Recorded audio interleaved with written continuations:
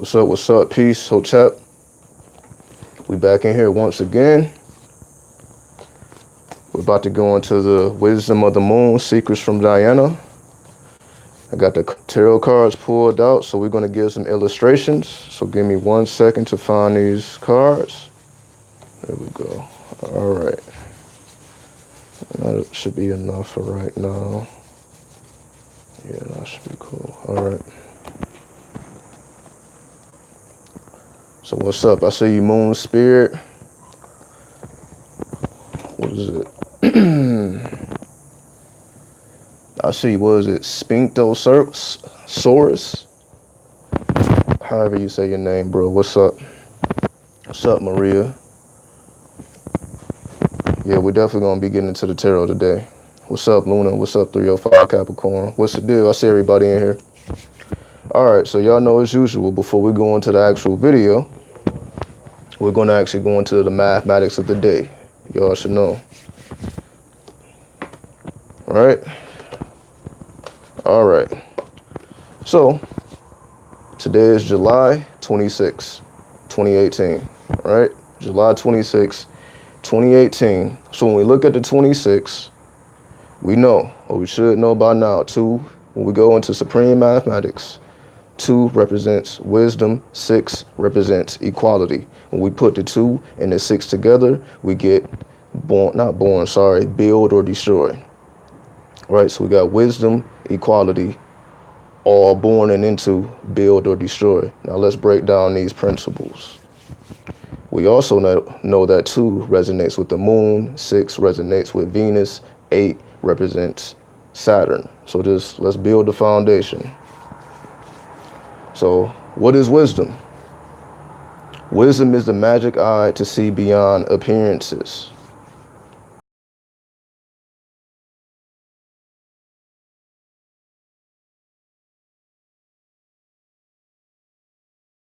Relate to the inner nature of everything around you, right? Whether it's a person, a place, or a thing. When we get to equality, the number 6, equality means to set in motion laws and balance. So basically, you can say pretty much setting the rules of your household, of your organization, so on and so forth.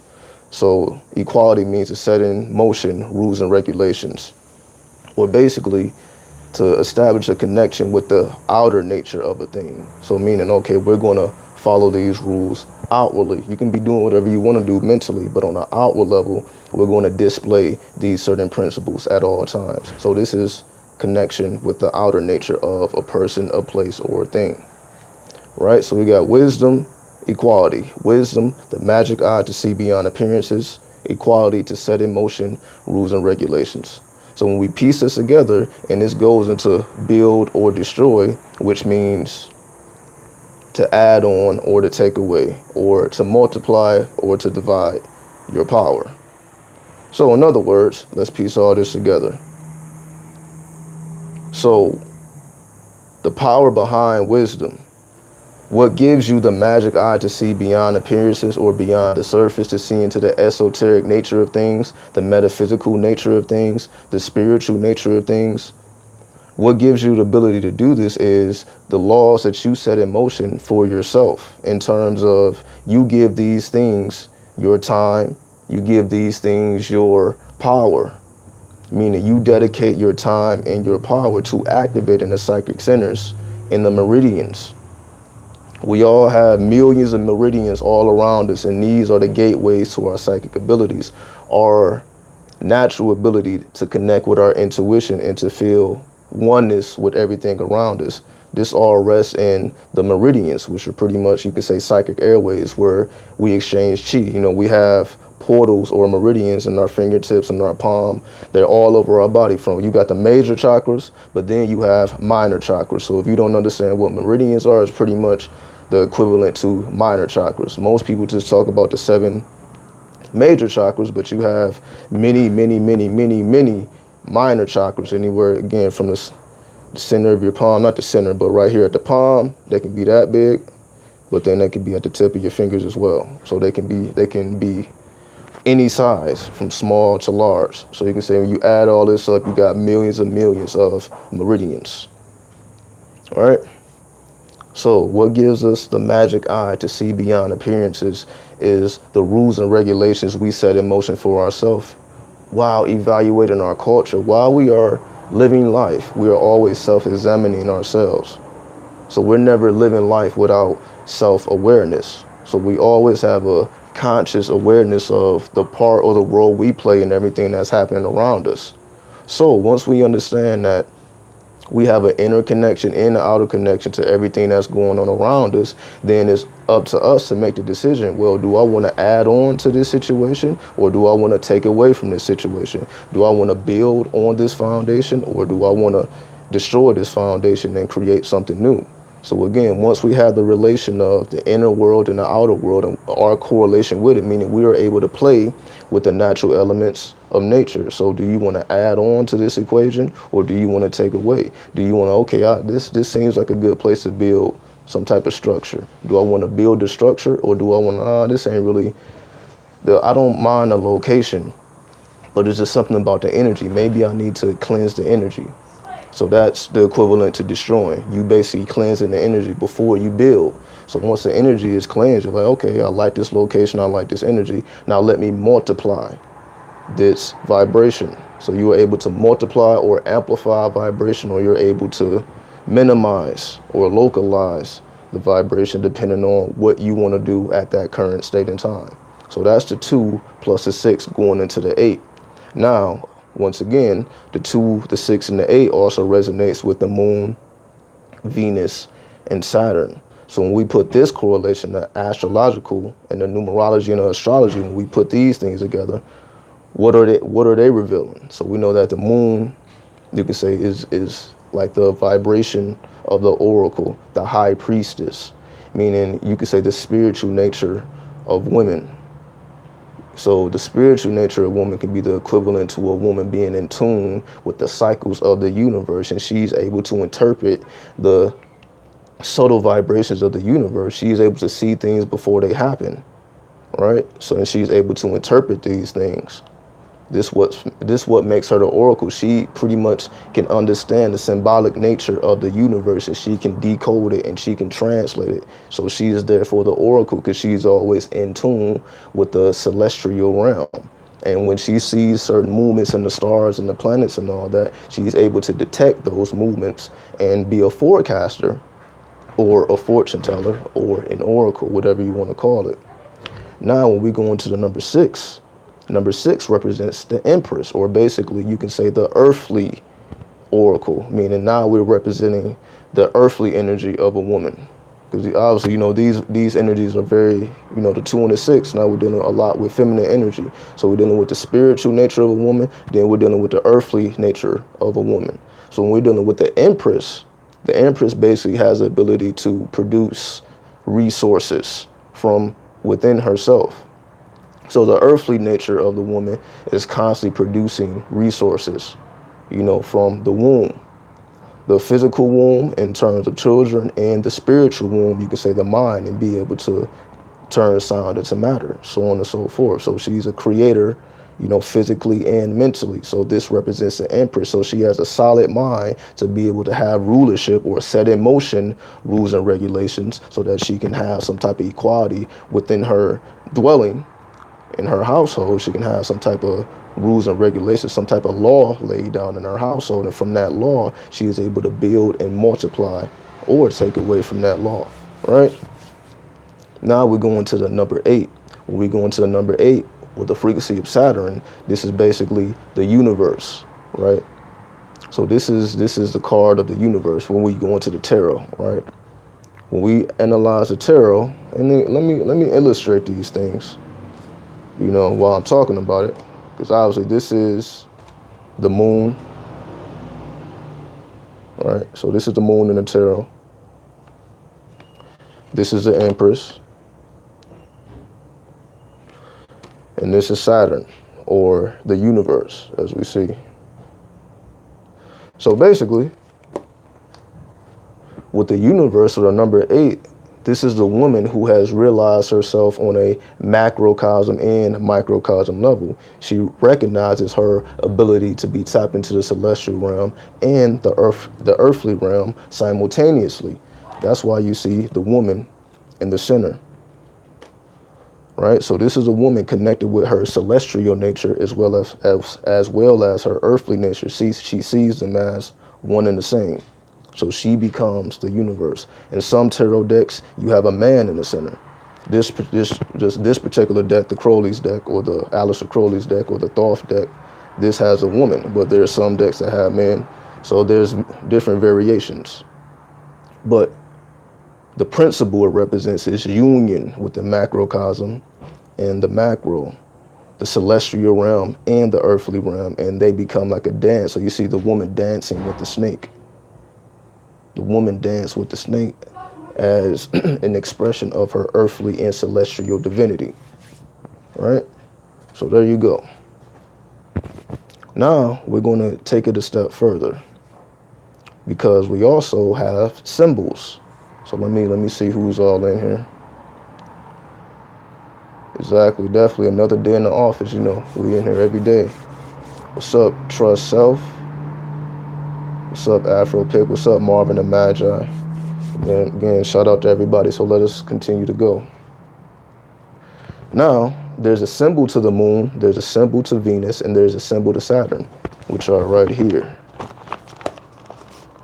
If you go, this is a symbol of the moon, the crescent, the symbol of Venus, which looks like an ankh, or it also represents the alchemical copper, the chemical of copper, the chemical of silver. The moon also resonates with silver. Then we have Saturn, which resonates with lead. So they all have a correspondence with a metal: silver, copper, lead, right? So first and foremost, why is the crescent the symbol of the moon? Why was that symbol chose to represent the moon? When we look at the crescent, for those who don't know what the crescent is, it's the first quarter of the moon, or another way to say it is the sickle moon. So when we see the crescent as a symbol of the moon, it represents the first quarter of the moon, which is called the sickle moon. And we, again, as I just explained, this is a symbol of silver, and it's also the symbol of Diana. That's why the second title of this video is called The Secrets of Diana. Because we're going to go into the deity Diana and her correlation with the moon in just a second. The moon also represents the Virgin Mary. And that's why when we were explaining earlier, the woman represents, you know what I mean? This heat is crazy.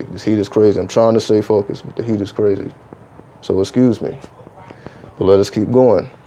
The moon represents the Virgin Mary. That's why when we were going into the supreme mathematics, I said the woman represents the oracle. So this is just another way of saying the Virgin Mary. There we go. So we also understand that the moon has several phases. You have a waxing moon and you have a waning moon. The waxing moon is the moon becoming whole. The waning moon is the moon becoming invisible, basically. Right? So when we look at the crescent moon, the symbol of the moon, the crescent, remember this represents the first quarter of the moon. Because it's the first quarter of the moon, it represents a waxing moon, or a light that's expanding, the expanding light. So the new moon going into the full moon, which represents manifestation. So when we see the symbol of the crescent moon, it is a symbol of manifestation in accordance with the celestial symbols or the celestial cycles. So in other words, you are pretty much manifesting, or what is manifestation? You're pretty much gathering energy. During the full moon, or pretty much during the waxing moon, this is the time to gather energy. During the full moon, going into the new moon, this is the time where you are dispensing all the energy that you have gathered. You have transmuted the energy to serve whatever purpose. Now you're dissolving the energy to do something else with it. So during the time of manifestation, this is a time when you are generating and gathering energy, or creating a spirit bomb for whatever purpose or goal that you have intended for yourself. So you are gathering energy. So let's go to Venus, copper. So we know that the symbol of Venus represents copper. The symbol of Venus is also the symbol of Aphrodite, or Ishtar, or Hathor. right? It's also the variation of the Ankh, as we explained earlier. So what the Ankh represents everlasting life. Why does the Ankh represent everlasting life? Because it represents the womb of a woman, right? So you got the pathway to the womb, then you got the womb. It's like the difference between the number 6 and the number 9, or the masculine and the feminine principle. So when we represent women with the symbol of Venus. When we represent man, we represent them with the symbol of Mars, a circle with the arrow pointing out of it. So that basically represents electric energy or masculine energy, energy that's projecting outward, or the number 9. When you draw the number 9, you start at one point and you expand from that point. When you draw the number 6, you start at one point and you go in to another point. So it's like the energy is being gathered with the number 6 or Venus. The energy is spreading or expanding outward with the number 9. So when we put all this together, everlasting life, the womb, or the matrix, or the mathematics. The matrix just pretty much represents, you can say, the universe. It's just the universe is a womb of mathematics and mathematical equations and all type of symbols and all type of science is happening all around us that we can't perceive. But this is all it's all controlled by the forces of nature or a supreme intelligence. So none of this is haphazard. This is all a controlled experiment. All right. Then we take it to Saturn, which also looks like a cross. So you have a cross, and you also have a hump at the bottom. Saturn represents the metal lead. All metals eventually become lead in time. So it don't matter if you're talking about gold, silver, tin, copper, all metals eventually become lead. That's why lead is associated with Saturn. Saturn is associated with Kronos, which is the god of harvest and time. Harvest just means sacrifice. Time just means the ability to manipulate time. So as we were explaining before, the number 8 represents build or destroy. It represents time, speeding up or slowing down or stopping time. Because when you speed up, slow down, or stop time, all things are possible. Because when we say this all the time, anything is possible. All things are possible. Anything is possible, and all things are possible when we have the ability to manipulate time. And how do we manipulate time? We do it with sacrifice, harvest. Meaning when something is harvest, that means it's time to take it. It's time for the fruit to be eaten when it's harvest time. It represents the sacrifice. So again, some people sacrifice animals, or some people utilize their own life force. That's why you gather energy and store energy, within your lower dantian, which is 2 inches below your belly button, so on and so forth. You can store energy in various parts of the body. So some people go about their own mission and gathering up their own energy. Then some people use the energy from the natural resources of the earth. Whichever way you do is up to you. It's fourth dimension and fifth dimension. They are parallel universes. They coexist together instead of them being opposites. They coexist. It all depends on how you choose to look at it. That's why also, when we think about the cross, that's why you see the dead Jesus with the Christians, right? The Christians have the image of the cross with the man dying, the dying Jesus, because it represents death and decay. So Saturn, again, all metals become lead eventually. So Saturn represents death and decay, and the necessity of that death and decay in order to renew life. So that's why Christians say Jesus died on the cross for you. He was the final sacrifice so that you don't have to do things like that anymore. So he gave you new life. So that's their whole philosophy, and that's what the cross represents. It represents the sacrifice given for new life, whether you're gathering the energy yourself or you're using the natural elements of the earth. So that's that whole philosophy. So Jesus on the cross just represents the sacrifice for new life. So whether you're sacrificing yourself or you're sacrificing something else, there is a cost for everything. Everything has a cost, and that cost is paid in the currency of energy. And that energy that you gather is shaped and molded depending on your attention, and you're able to turn sound into matter. So this is the alchemical nature of the moon, Venus, and Saturn, and how they interplay together, and the principles that they represent when we see how they play. Now, let's get to the second part of the video, which is the secrets of Diana.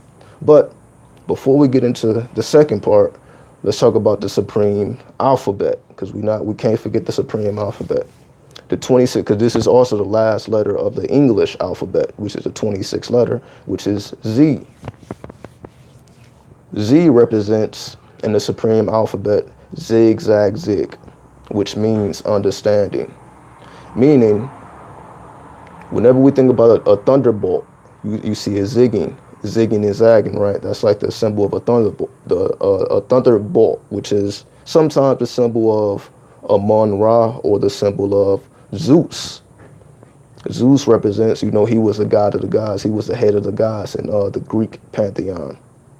Amon represents the creator god in the Egyptian pantheon, like he was the first god and all gods come after him, right? So you pretty much, this is the lightning bolt is a symbol of the creator god or the sky god or the first one or the hidden one, depending on how you want to look at it. You can say this is a symbol of electricity.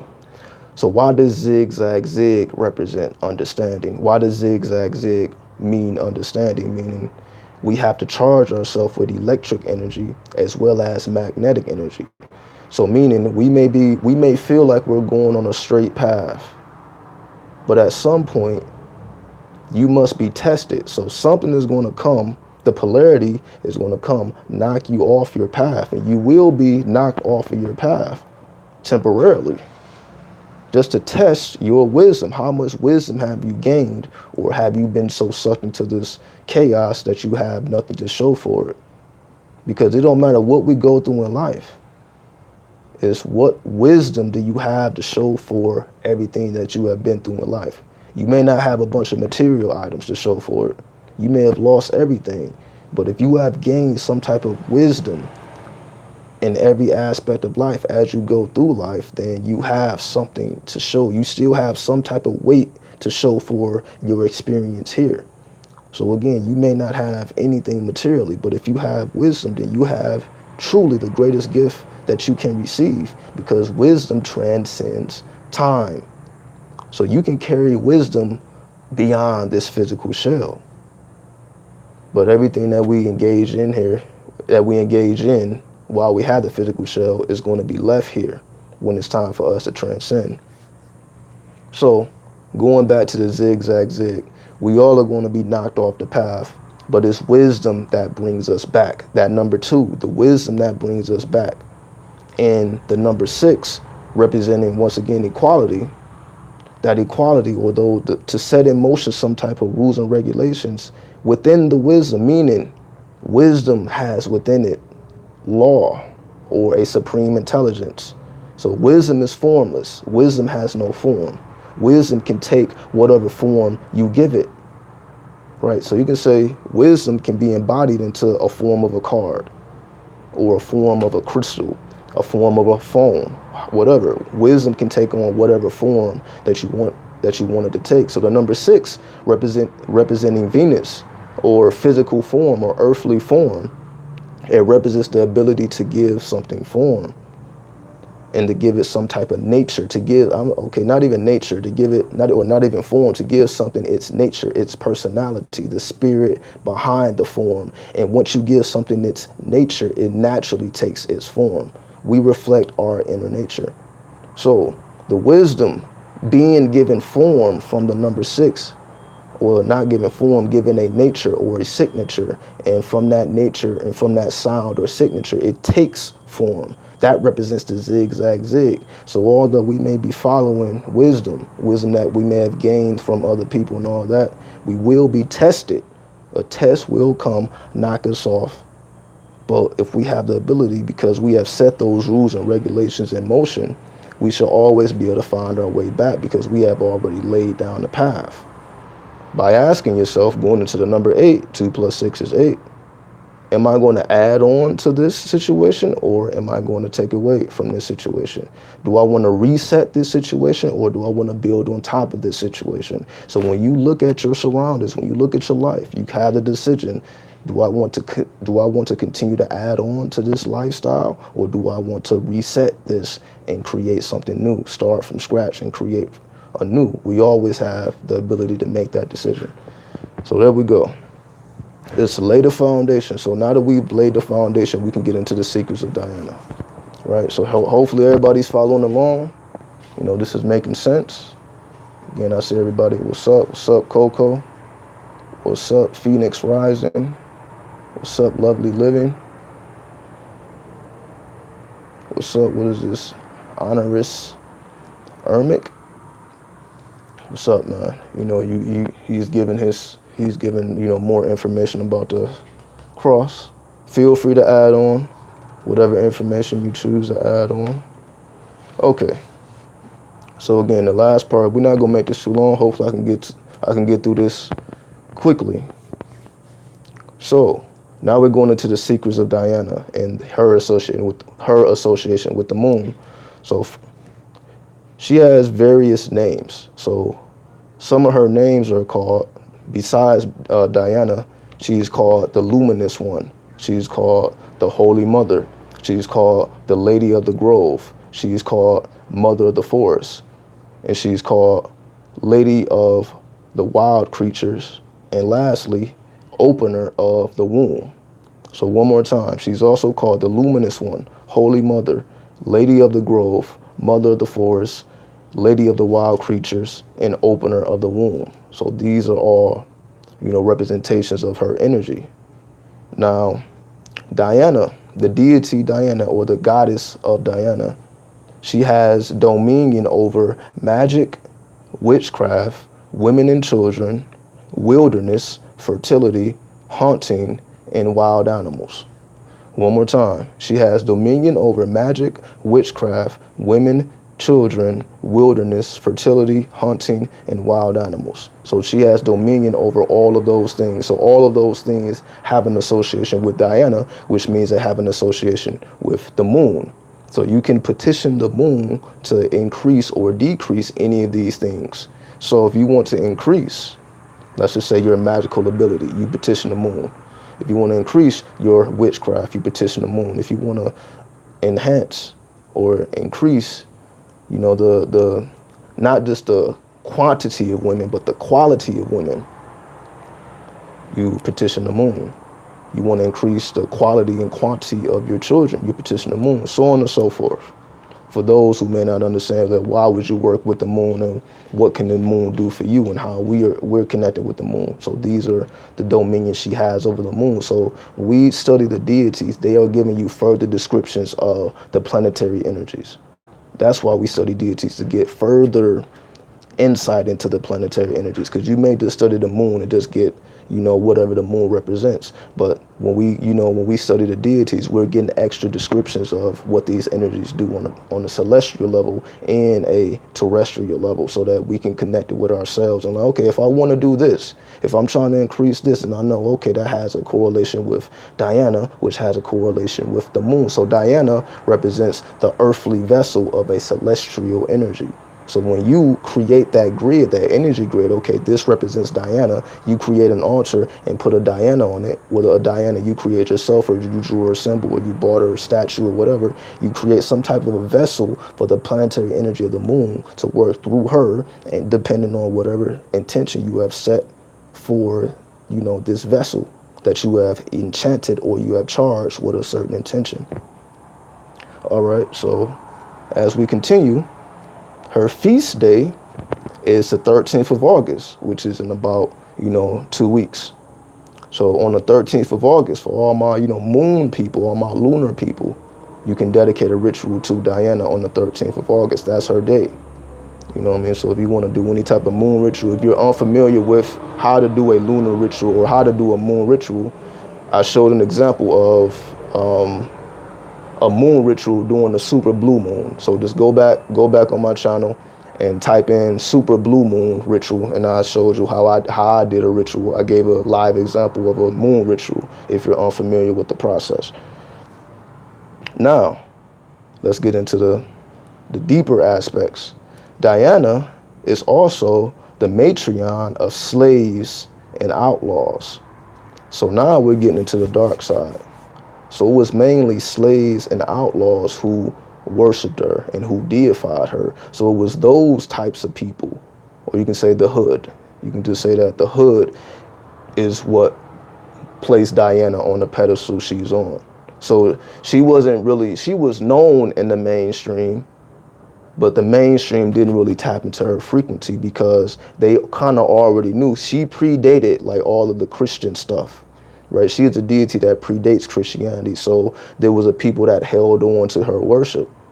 So again, we're going to get into that, briefly, slightly. I'm not going to go into all the dates and all that. I'm just kind of giving you, just brief history points so that you can put it into a historical reference as well.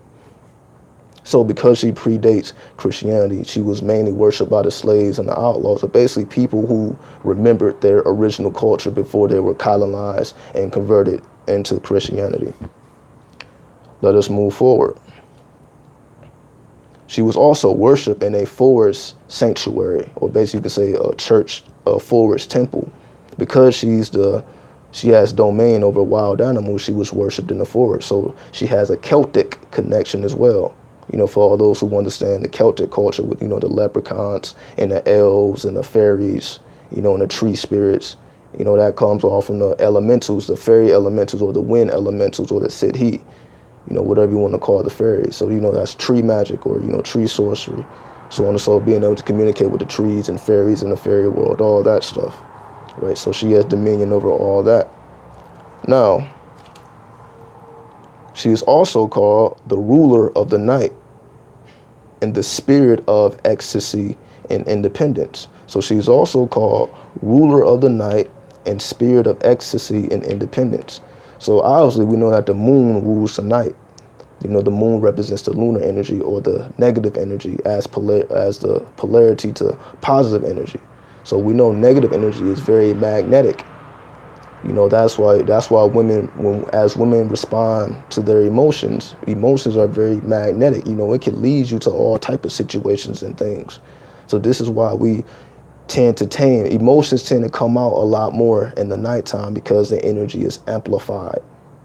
So the more you have your emotions on lock or tamed and the night falls, you can direct it the way you want to direct it, because the energy is going to be amplified anyway because of the energy of the moon, especially a full moon, especially a lunar eclipse and all that. So the energy is going to be amplified anyway, but as long as you have the energy contained, as long as you have the energy tamed, you can direct this amplified energy. This is what it means to be in tune with the cycles of the celestial realm and the earthly realm. So when you understand, okay, during the full moon, this emotional energy is going to be amplified. So I have to make sure that I have it tamed so I can direct it. So in terms of, okay, if I know the energy is going to be amplified, I know that this is a good time to astral travel or do some type of dream work or some type of shadow work. Like this is the time to do that type of work because the energy is amplified. So all things spiritual, all things feminine, all things negative is amplified. And this is the time to do it because we see that the moon is full. This is the time to do things like that because it amplifies the energy. But if you don't have control over the emotional energy, you're going to see a lot of outbursts. During the full moon, you see a lot of outbursts for those who may not know how to tame their emotional energy. All right, let us keep going. And as I said, she's a spirit of ecstasy and independence. You know what I mean? So especially when we're talking about witchcraft, when we're talking about independent women, they are spirits of ecstasy and independence. They thrive off of ecstasy and independence. Again, especially if we're talking about women in the underworld or outlaws and slaves and all that stuff. You know what I mean? Whether we're talking about modern day or, in the past or futuristic, time is all one thing. Let us continue. So, as I was talking about before, because she was never mainstream, she was marginalized and diminished over time. That's why Diana is closely associated with Artemis, Artemis. She's also closely associated with that deity because that was an act to marginalize her and diminish her pretty much to cover up who she really was. So they associated her with a different type of god, with a different type of attributes and different type of imagery to pretty much try to cover Diana up. I mean, so that's why, she's very closely connected with that goddess, for those who know. And the reason they wanted to marginalize her is because of the association she pretty much had with the hood. because of her association with the slaves, the immigrants, and the disruptible people. So she was the deity of, again, the streets. She was worshipped in the streets. So she was never mainstream. They had knowledge of her, but they never accepted her fully. That's why they tried to fuse her with Artemis, to try to cover up her energy. But again, because she was so known in the streets, and the streets had held her up, she was continued to be worshipped by, you can say, the lower end people, the poor people, the slaves, all that. So she was the deity for those type of people, and she worked for them. Now, Diana's cult at one time was viewed as a rival to Christianity for the early Christians. One more time. So it was one time where they was called Diana's cult. They were viewed as a rival to early Christianity. So what did the Christians do in retaliation? Because they saw it, they were so big at one point, they was like, yo, these people rival us. They looked at them as opposition. So what did they do in return? Oh, they called these people the society of Diana. So again, in the early days, they rivaled Christianity. So because of that, they started in Europe. In early Europe, they started to set all of the forests on fire, because that's where they was. That's where all the witches was, and that's what goes into the witch hunts and all that stuff. These are all worshippers and avatars of Diana, all of these women who were in the underworld and who pretty much practiced the old religion versus the new religion that was coming in, the three mainstreams religion, the Christianity, Islam, and Judaism. These were the people who didn't want to give up their old religion, so they hid within the forests, and they were living pretty much like outlaws and like runaway slaves. So, and Christians having this warlike mentality set the whole forest on fire to try to kill them off. And all the ones that survived, they started witch hunts. But of course, all of that happened, and they still survived. There was always a portion of the society of Diana that survives even to this day, and that's why we still have many women in the underworld, but who still spiritually connected to a real dark power that we call Diana. So of course we know that one of her main symbols is the wolf, and we know that the wolf is associated with the full moon. But there's a secret behind the wolves, which are what are described as werewolves may really be male wolf shamans or lunar priests dedicated to Diana. So one more time. What are described as werewolves may really be male wolf shamans or lunar priests dedicated to Diana. So all this werewolf talk, all this wolf talk represents shamanism, shapeshifters. This is our science. This is ancient science. We're already doing this, shape-shifting into animals and all that. That's where all that comes from. And her favorite people, Diana's favorite people, are thieves, outlaws, slaves, shamans, witches, and fortune tellers. So all people who fit into that context, you can say, are the children of Diana. So there we go. And of course, she's connected with the goddess Hecate, who is also a goddess of witchcraft. So she's allied with Hecate. So some people know Diana, so some people know Hecate. And this is all from Greek mythology. So these are like the dark goddesses. So for all my dark workers and all my sorcerers and necromancers and, for all these type of people, these are the deities that you work with if you really want to experience, the darker aspects of the moon instead of just the lighter aspects. So if you want to have, because she represents also the element of fire and water. So not just water, but also fire. And again, when the fire and water works harmoniously together, it produces vapors or intelligence that you can manipulate. So there you go. Hopefully that's making sense. Again, that's everybody. What's up, student teacher? What's up, Kush Goddess? What's up, back from hiatus? What are the benefits of traveling into other moments? It's all about wisdom. You can gain wisdom that you otherwise wouldn't have had. It's pretty much the equivalent. Just ask yourself, what if you can, it's not even what if, you can. Just imagine yourself traveling back to the times of Atlantis and just being able to observe how they live their life. You don't have to communicate with people. You don't have to do nothing but observe. To be able to open up some type of void and to observe, okay, how did they live their day-to-day life on all levels of society? So just you being, just having insight into what was actually going on at those times gives you wisdom. You like, yo, you can gather a lot of wisdom from observing the people from the past, as well as, people that's into aliens and stuff.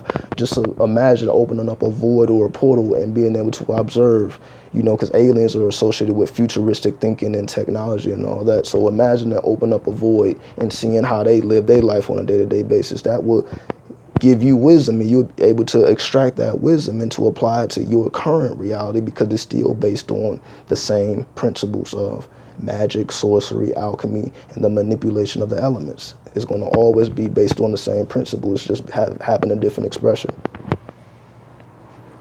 All right. Okay. Could we go to the fifth dimension or sixth dimension while astral traveling, or higher dimensions? Absolutely. You can go to any dimension you choose. It's just that each dimension has its own rules and regulations, so you have to adapt. So, for example, the moon has a different gravitational pull than the Earth. The gravitational pull of the moon is a lot lighter than of the Earth. So depending on the dimension, they all have their own rules and regulations that they are controlled by. So it takes time to get attuned to each dimension. So it ain't like people just, okay, one day I'm going to go to one day I'm going to the fourth, then I'm going to the eighth, then I'm going to the seventh. It don't really work like that. You kind of have to get attuned to the different variations of the dimensions. Again, 3D is super different than 4D. 4D things manifest rapidly. 3D things take a little time to manifest, meaning the rules and regulations are different. They are controlled by different scales of time. So, it ain't just something that you're just doing. Trust me, if people were just going from fifth dimension, 5D, 6D, 7D, 8D, if people were some real deal time travelers, not that we don't have the ability to do this, but if people was really doing this for real, then the mentality would be completely different. Now, I'm not saying that it's not possible, but again, it takes some time to get attuned to the various dimensions. Again, a lot of people have a hard time just remembering their dreams. So how much, you're trying to go to the ninth, eighth, seventh dimension, and you still have a hard time remembering your dreams.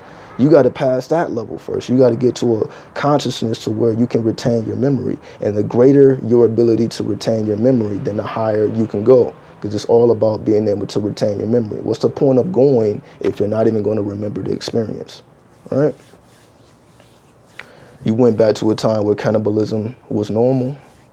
Well, they still do that today. That's not nothing that faded out. It just went underground. People just do it behind the scenes now. But yeah, definitely. The further you go back, like I said, slavery was legal, prostitution was legal. It was even a time where killing was legal. Like, so anything that we get all bent out of shape about was at one time legal. So it just is what it is. We go through different phases of time. One day all these things may be legal again. It all just depends. Do I think there are people traveling in this way? Absolutely. These are what shamans do. So shamans are doing this all the time. It's just that these type of people are not really in the mainstream. So you're really not going to hear this pop up on Google or pop up on maybe YouTube or, any type of mainstream outlet. Like, these people don't really deal with, this form of communication. Because again, like, we were doing this before, technology, or the technology in this form. Because plants are technology, the human body is technology. So I don't want to make a distinction. So we have always had technology and advanced technology. But again, these people are not really interested in sharing this type of information, because it's all about, this is for my people. They are the medicine men and the medicine women for their people. They're not really thinking about the greater world. You know what I mean? So they do it for their people and their tribe and their customs. their traditions, but they're not really worried about the greater world. There's still aspects of the world who don't even have internet access. Every part of the world don't have internet. Like there's some very, very third world countries going on out here, but they have some very, very magical people. So yeah, there's people doing this, but again, they may not ever make a YouTube video. They may never write a book. They may never even make themselves known to the public. But this is just the natural science of people. We do this anyway. Is it a focused mind that can get to that level? It's definitely, it's a whole lifestyle. It's not just one technique. It's not just one principle. It's a lifestyle. You know what I mean? You learn, you pick up many different things as you train your body and train your mind to retain memory. And it's a whole lifestyle. It's something you dedicate your life to. It's not something that you can pick up and put down at your leisure. This is something that you have to dedicate your life to. Meaning you have to dedicate your life to being a warrior, or you have to dedicate your life to being a priest. It's something you dedicate your life to. So that, again, most people are doing way too much to dedicate their life to anything of this nature. So this is why you don't really see these type of things in the mainstream. But there are people who have dedicated their life to that. But again, you're just not going to see them. Don't mean it's not happening. They're just not, in people's sight. They're working more so on a metaphysical plane or a quantum level. They're more so on a quantum level. They're not necessarily worried about, look at me, look at me. They don't have that type of mentality where they want to showcase everything that they're doing. They don't think like us, or people on that level. Like, okay, I'm about to get some money, then I'm about to show off everything that I'm buying. They don't, you know what I mean? It ain't about none of that. Because it's like, just imagine living off the earth. All your needs are supplied. So if you need clothes, you got natural resources. You need shelter, you got natural resources. Whatever you need, you already have the resources around you. So you really have no wants for anything. Because everything you want, you can go get it, because it's all natural resources of the earth, and you have the mathematical and the mechanical ability to shape and mold the earth, to create shelter for yourself, to create clothes, to make edible foods and all that. You already have all this in your mind, so you don't need anything. So they're not a type of people who are still seeking, oh, I need more than this. They're satisfied, just being a social worker for their community. Just to give an insight into the differences of perspectives, where, we want to be flashy and show off and create businesses and, broadcast ourselves on the internet. They're not concerned with all that. And it's not to say that you can't broadcast yourself and do it, but it takes a level of dedication. You have to dedicate your whole life to it. It ain't something that you can pick up and put down at your leisure. So that's the difference. Also, where did I learn these things? Well, these quotes from Diana comes from the Encyclopedia of Spirits. All right. So if anybody want to do further research on these deities, get you an Encyclopedia of Spirits. So that's where I was getting these quotes for Diana. And in terms of the alchemical and the supreme mathematics and all that, these are just things I do in my head anyway. So I'm just sharing a process that I go through on a daily basis anyway. This is what I do on a daily basis anyway. Just writing all these things down, making these correspondences. So it's just making things that don't fit. That's my whole thing. Making things that don't appear to be connected on the surface, making them fit and making it, building a story around it and showing the spiritual principles behind something that at first contrasted each other, but they actually complement each other the deeper you dig beneath the surface. So that's where it comes. This comes from wisdom, from digging, but digging deeper and deeper and deeper and deeper and deeper, and finding correspondences where you didn't see them at first. So it's a mental process. It's a mental exercise. It's mental exercise. So is art for showing off? Absolutely not. Art is shown off. You show off your art. But the actual process that the artist has to go through takes dedication, right? That's why I say a real artist has to paint. A real artist has to express themselves, because it's therapeutic. It's like this is their form to release all the built up energy from, just being in these earthly vessels. So a real artist has to express themselves. Somebody else, like an entertainer, they do it at their leisure. They do it when they want to. If they don't want to do it, they're not going to do it. If they want to do it, then they're going to do it. But a real artist who isn't dependent on the entertainment industry, because if you are a real artist, you don't do it because of the results. Like again, we live in a time where everybody wants results. But back in the day where you did it just for the love, not for what it can give you, that's who were the people who were able to gain the deeper wisdom in the artistic expressions. You were able to gain the deeper insight into the artistic expressions when you do it for the love, meaning you just do it for because you love it, not because this is something that you're like, yo, I'm going to be able to live off of this, or I'm going to be able to gain this and gain this and gain fame and fortune.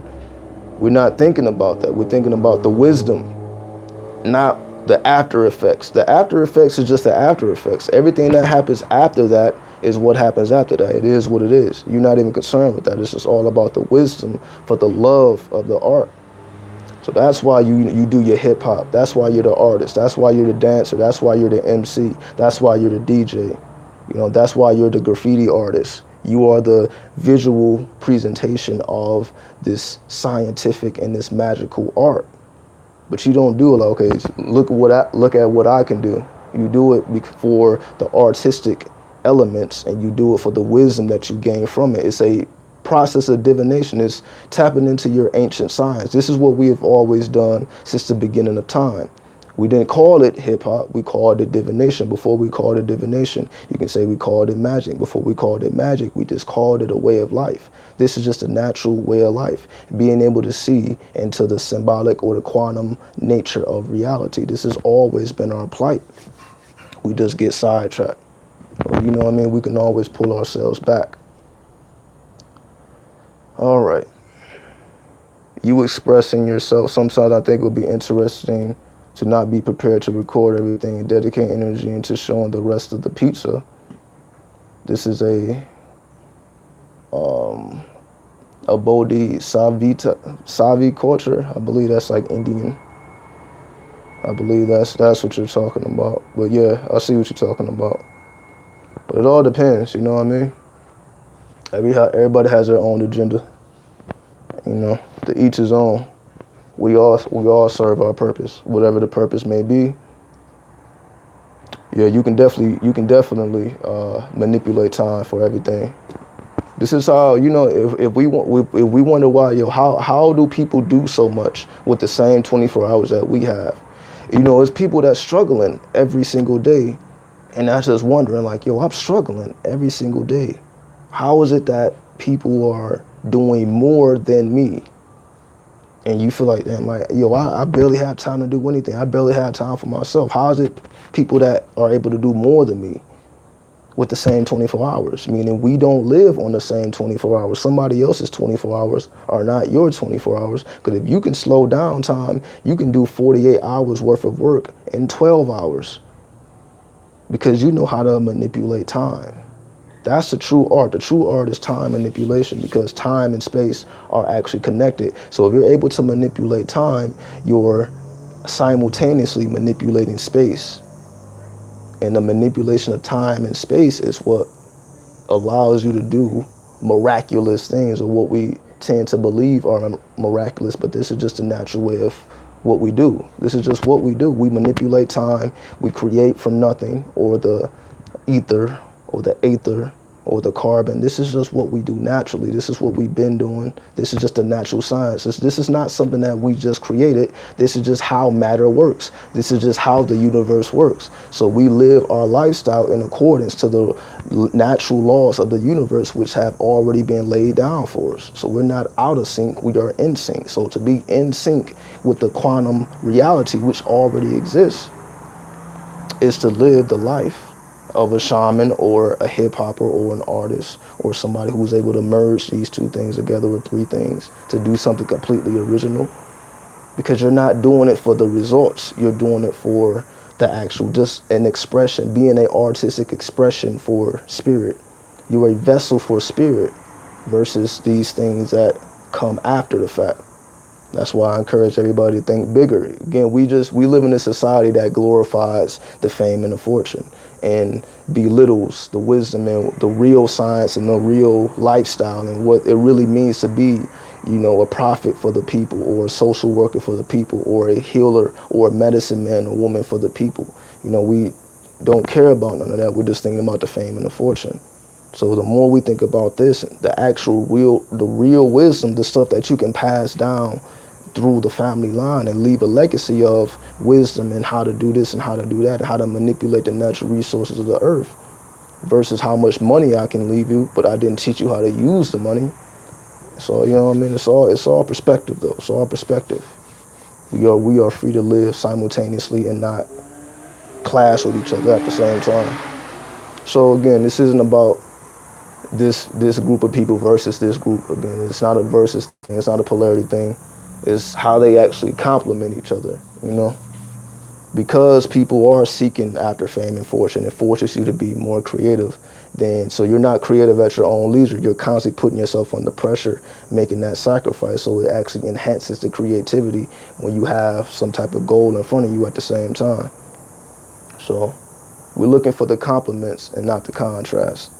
So how do you think the universe began? There is no beginning, no ending. The universe never began. Now you can say what was the birth of matter in our current existence. We can say that. But even then, it's like we couldn't even put it into context. It's like it's one of those things where most people can't even count as high as the date of the universe or the birth of the universe. We couldn't even count that high. So, but there truly is no beginning, no ending. Because again, time is an illusion. The supreme intelligence was here before the sun, moon, and stars. So before we can actually see anything, the intelligence was already here. The intelligence didn't just get here, so I appreciate that, Judy. Since the video is about Diane, can you talk more about the bitch frequency? I seen your video earlier and it left me wanting more. Yeah, the 666, the 666. It's basically the same thing. I'm just saying it. I'm saying it a lot nicer here. Well, it's basically the same thing. If we're talking about the 666, we're talking about an amplified Empress energy. Let me show you the card one more time. So 666 is an amplification of this energy, the Empress. Again, the Empress is all about fertility, reproduction, and being able to be the master of the physical realm. So a 666 frequency or amplified Venus or Aphrodite or Diana energy, when that energy is amplified, that represents rapid manifestation. Rapid manifestation is being able to amplify your energy because you're generating more energy. So some women, that this is why women become sex workers as well as men. Men become sex workers as well. We don't really talk about that, but that's the reality. Women become sex workers because of the energy that's able to be generated, which causes them to manifest at a more rapid pace, right? But some women don't take it that far. Some women become, actress or models, anything within this realm, right? It all depends on how deep they want to go into it. So some women like, all right, I ain't going that far. I'm just going to be a model or an actress or an entertainer, whatever it is. So give me 1 second. I'll be right back.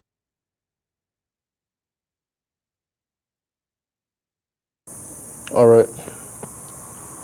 So that's what it is. That's what the 666 is. It's amplifying the energy for a rapid manifestation. And you take it as deep as you want to take it. Again, so it all depends. But that's essentially what witchcraft is, the manipulation of the elements by being able to tap into the celestial cycles of the sun, moon, and stars, as well as the terrestrial cycles on the earth, which changes at a more rapid pace. So this is what witchcraft is, as above, so below. So just the understanding of energy. That's what it is. But It's a whole nother energy. So, salute to everybody that's tuning in. Salute to everybody that's watching. If this was beneficial, definitely leave a thumbs up. You know what I mean? Like, comment, subscribe. Definitely check out the links in the description. Check out the website, asharenu.com. If you need any services, email me, asha@asharenu.com. All that good stuff. So unless y'all have any more questions, we're going to get up out of here. No problem. No problem, student teacher. So let me close all this stuff up. So once again, just like we was at y'all yesterday, we'll be right back at y'all tomorrow for the I don't know. I probably won't be live doing the actual lunar eclipse. I'll probably be tapped into something else, but I'll definitely be right back at y'all tomorrow. With some more interesting discoveries, because this is what we do, right? All right. So salute. We out. I'll get at y'all tomorrow.